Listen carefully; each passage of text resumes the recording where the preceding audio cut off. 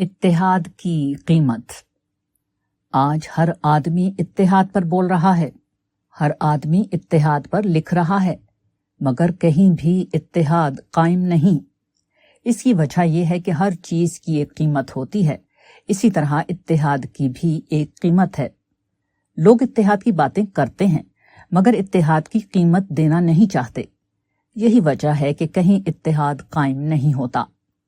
اتحاد جب ٹوٹتا ہے تو کیوں ٹوٹتا ہے؟ اس کی وجہ صرف ایک ہے، اور وہ یہ کہ اپنے اندر پیدا ہونے والے بے اتحادی کے جذبات کو ختم نہ کرنا۔ یہ دنیا دارالامتحان ہے، یہاں مختلف وجوہ سے ایک دوسرے کے خلاف جذبات پیدا ہوتے ہیں۔ ان جذبات کو اگر آپ اپنے اندر کچل دیں تو اتحاد قائم رہے گا، اور اگر ان جذبات کو نہ کچلیں تو وہ ظاہر ہو کر اتحاد کو پارا پارا کر دیں گے۔ کبھی ایک آدمی کو دوسرے آدمی سے شکایت ہو جاتی ہے، کبھی ایسا ہوتا ہے کہ ایک شخص آپ کو اپنے مفاد کی راہ میں حائل نظر آتا ہے، کبھی دوسرے کی ترقی کو دیکھ کر اس کے خلاف حسد کا جذبہ سینے میں جاگ اٹھتا ہے، کبھی فخر اور غرور کی نفسیات کا یہ تقاضا ہوتا ہے کہ دوسرے کو ذلیل اور بے قیمت کر کے خوشی حاصل کی جائے۔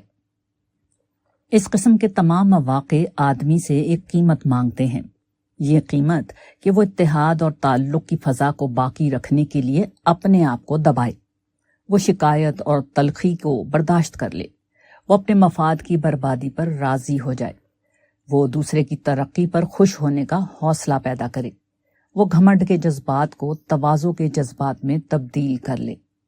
یہی شخصی قربانی اجتماعی اتحاد و اتفاق کا واحد راز ہے۔ اس قسم کے مواقع کا پیش آنا لازمی ہے۔ یہ ممکن نہیں ہے کہ موجودہ دارالامتحان میں ایسے مواقع پیش نہ آئیں۔ یہی مواقع دراصل اتحاد یا بے اتحادی کا فیصلہ کرتے ہیں۔ آدمی اگر ایسا کرے کہ وہ اتحاد کو توڑنے والے جذبات کو اپنے سینے میں دبا لے تو وہ معاشرے کے اندر اتحاد کو باقی رکھے گا۔ اگر وہ ان جذبات کو ظاہر ہونے کے لیے کھلا چھوڑ دے تو معاشرے کے اتحاد کو برباد کر دے گا۔ دوسروں سے نہ لڑنے کے لیے اپنے آپ سے لڑنا پڑتا ہے۔